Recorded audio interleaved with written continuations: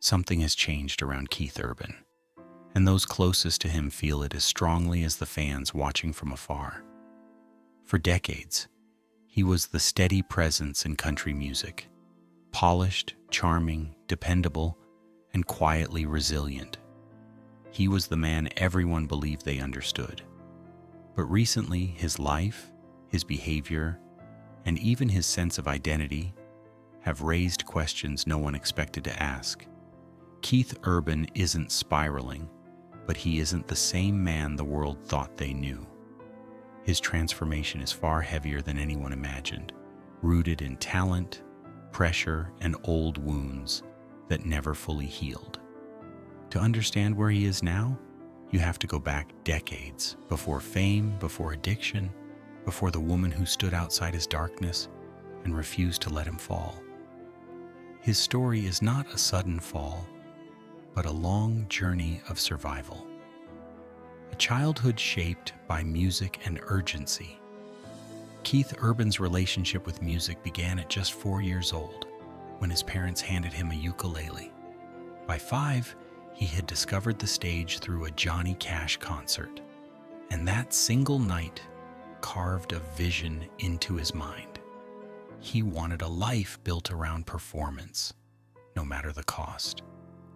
Growing up in Brisbane, Australia, he lived in a home where sound filled the rooms like oxygen. His father loved country music, and Keith's childhood quickly became shaped by ambition and urgency. He picked up a guitar at 7, and by 14, he was already performing in bars and talent shows, anywhere that would let him stand under lights and play.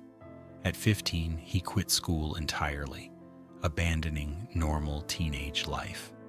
From the beginning, Keith Urban was shaped by the belief that music was his only path forward, even if that path would eventually lead him through darkness he didn't yet understand.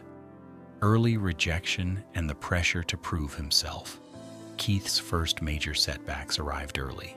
At 9, he appeared on the Australian talent show Pot of Gold, only to be publicly criticized by Judge Barnard King, who dismissed country music as mediocre. Keith held on to the one positive word the judge offered, but the sting of rejection stayed with him. At 16, he tried again on New Faces, performing All Out of Love, and again failed to win.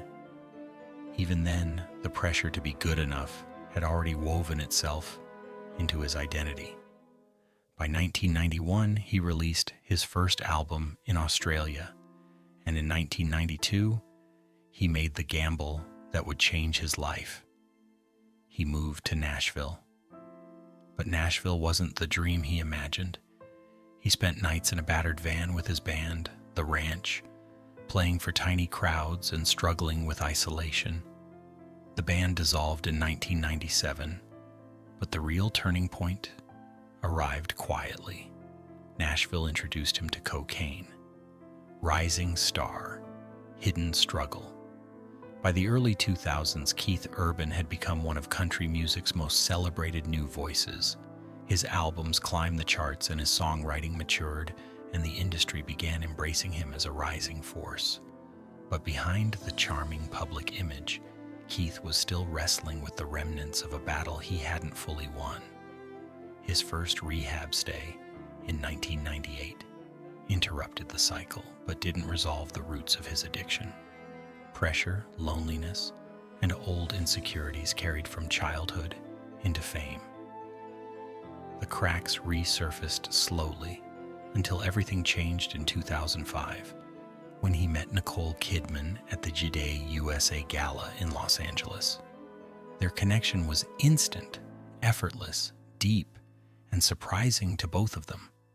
Together they seemed unstoppable, and their relationship moved quickly toward a marriage that would both save him and test him like nothing else. Love, relapse, and the intervention that saved him. Keith and Nicole married in June 2006 in a star-studded Sydney ceremony. For Keith, meeting Nicole felt like a new life, one where he could finally outrun his past. But addiction doesn't surrender to romance. 4 months into their marriage, Keith relapsed. His drinking increased and cocaine re-entered his life. The strain became impossible to hide.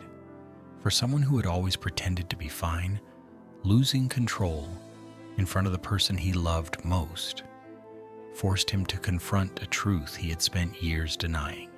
He was not well, and he could not fix this alone.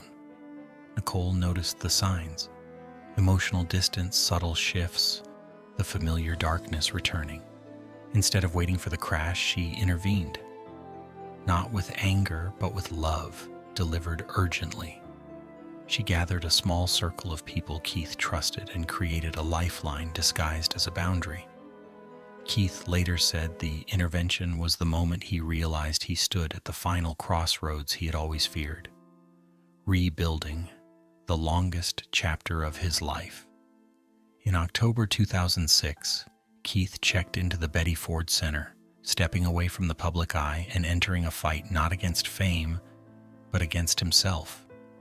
He spent months in treatment, emerging in January 2007, sober, humbled, and aware that survival required total honesty. This time, sobriety wasn't a temporary pause, became the organizing principle of his life. His music changed first. Post-2007 albums carried the emotional weight of a man rebuilding from the inside out.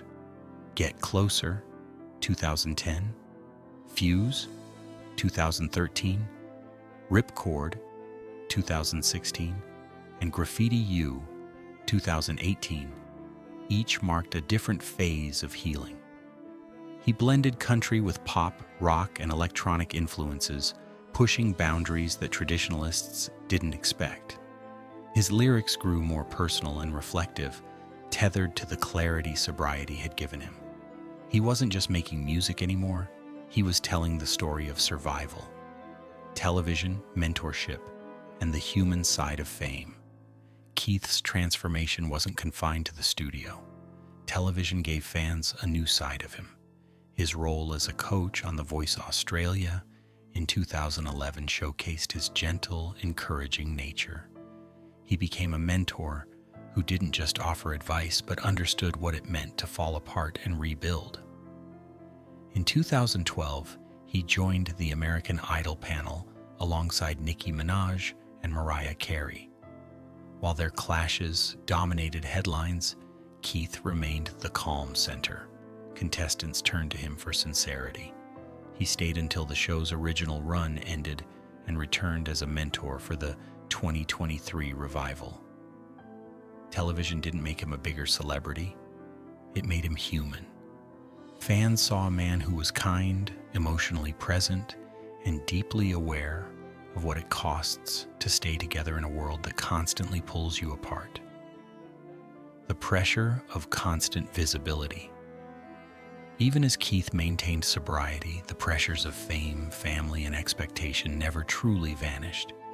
He poured himself into work, albums, tours, a Las Vegas residency, and endless public appearances. His discipline and fitness in 2025 reflected the structure he built, but his face revealed a man who had earned both triumph and pain. The public assumed he had outrun his struggles, but what they didn't see was that he had simply learned to carry them differently.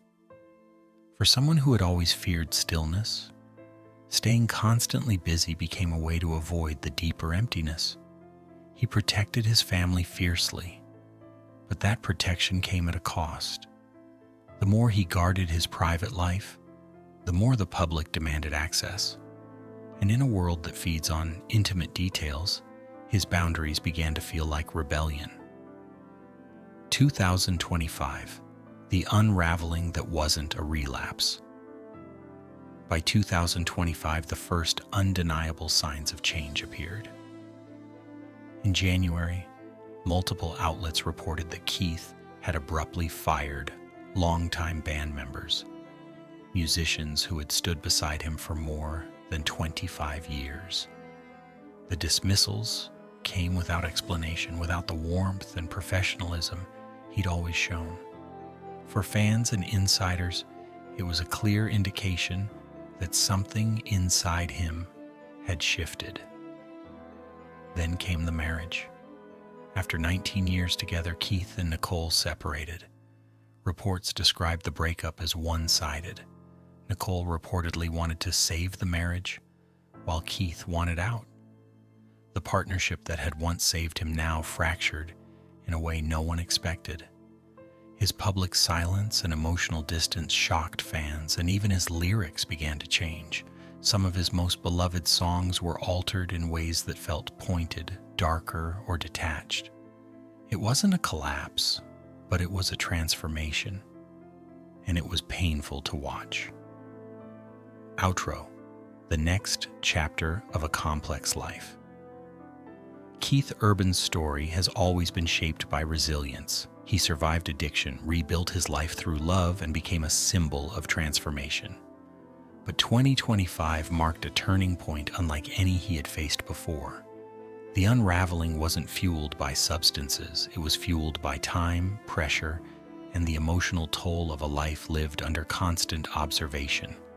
For a boy who chased perfection since age 7, the public now watched him struggle with a new kind of uncertainty. Fans are waiting to see what version of Keith emerges next. Will he find a new balance, a new purpose, or a deeper peace? Only time will tell. But one thing is clear: the man the world thought it knew is changing, and the truth behind it is more complex than anyone imagined.